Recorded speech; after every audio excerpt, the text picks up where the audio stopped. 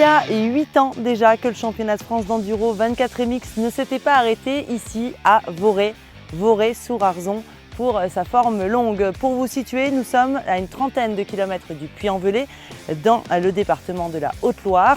Ici, on aime l'enduro. Les Voreziens étaient ravis de retrouver un championnat qui les avait quittés déjà en 2013. Le président du motoclub de Lamblavaise est ravi de nous présenter son épreuve. 2013, super souvenir pour les gens du club, super souvenir pour la ville, pour les élus. Je crois qu'ils n'ont jamais vu autant de monde à Vorey. Vorey, c'est tout petit, c'est 1000 habitants, un petit peu plus. Donc à l'époque, il y avait Méo, il y avait Nambot, on avait Pela, on avait plein de champions du monde, donc un monde de fous à Vorey. Il y en a qui attendaient le deuxième round depuis un petit moment, quoi. On va retrouver un parcours, je dirais, aussi exigeant. Vraiment, nous, le fond de l'enduro, pour nous, c'est ça. C'est pas que les chronos, c'est aussi découvrir, aussi partir avec plein de souvenirs. Et par rapport à ça, on a travaillé sur un autre tracé, avec d'autres spéciales. C'est ce qui fait un peu le charme, c'est pour ça que les gens reviennent à Vorey.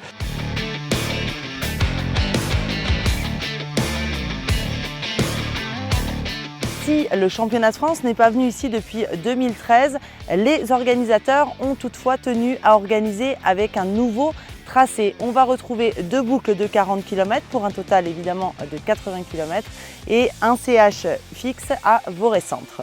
Ici, c'est vraiment très varié. On a une partie vallée de la Loire, où on va trouver de la terre. On a une partie vallée de l'Arzon où on va trouver un caillou granitique. On a une autre partie sur le sud de Jalor, là où on va, où c'est vraiment de la pierre noire. Donc ça va être vraiment varié, quoi. Là, on va trouver, d'ailleurs aujourd'hui, la petite pluie qu'il a fait là, ça va complètement changer la donne dans les chemins, quoi. C'est des spéciales vraiment typées enduro, quoi, c'est-à-dire du dévers. Il y a très peu de chaumes ou de choses plates. Ça va être assez technique et il y en a une qui est rapide et une qui est technique, donc tout le monde y trouvera son compte. Et pour la deuxième boucle, donc, on monte sur Roche-en-Régnier, qui est un petit village pittoresque juste au-dessus de Vorey, là, qui est à 10 minutes, qui est vraiment très sympa, où on avait fait une extrême l'année dernière. Et donc après, on a une boucle sur toutes les gorges de l'Arzon. Je pense qu'il y aura du monde parce que les gens du plateau là-bas, ils sont friands de moto, donc on devrait avoir du monde. On fait le dimanche dans l'autre sens. Il l'avait fait à Sainte-Agrève l'année dernière.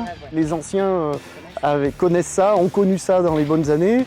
Et ils ont vraiment envie de... C'était une petite motivation de plus, un petit défi de plus. Parce que l'enduro, c'est ça en fait. Donc ça fait 25 ans cette année. On a un noyau dur d'une dizaine de personnes.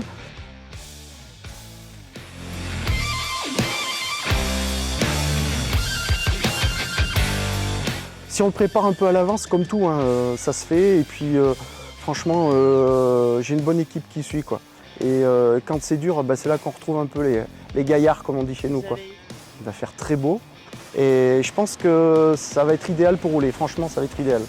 Si en 2013, tous les champions du monde étaient français ici même, on aura quand même Nambotin qui était déjà là il y a 8 ans, mais on a surtout l'honneur d'accueillir Brad Freeman sur cette 3e manche du championnat de France d'enduro 24 MX. Il sera l'attraction du week-end sous le haut vent Oxmoto. On se retrouve dès demain matin pour le départ de cette 3e manche.